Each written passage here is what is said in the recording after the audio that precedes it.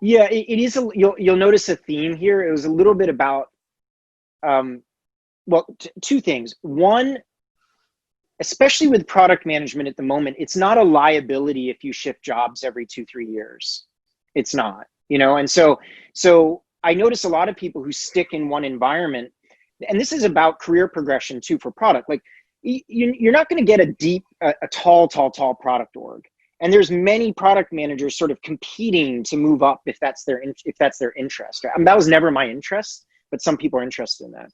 So if you're in an organization for 6 years, unless you're doing like always learning with new products and what you're doing, and or achieving some kind of advancing in that organization, or you just are with an amazing team and you want to spend the rest of your life there, you need to, I think that my advice is almost seems contradictory, but it's not. Like one,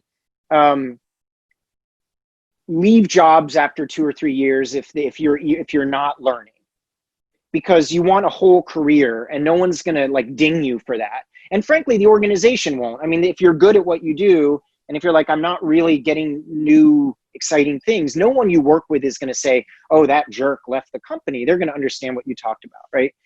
The second thing is almost the antithesis of that, which is when you do find the particular job, and in the 2 to 5 year range, especially I think as a PM, is try to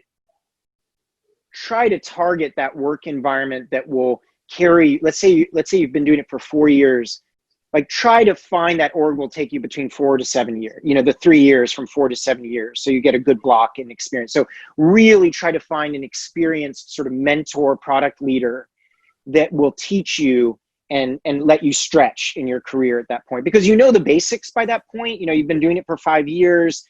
A lot of stuff won't seem all that interesting after a couple of months or whatever. So you need to like almost find the product leader first and then just go to that particular company. So someone that really inspires you in the way that they work. So I don't know, those are 2 bits of advice. Like don't stick around at a company too long at that range because you have a lot to gain.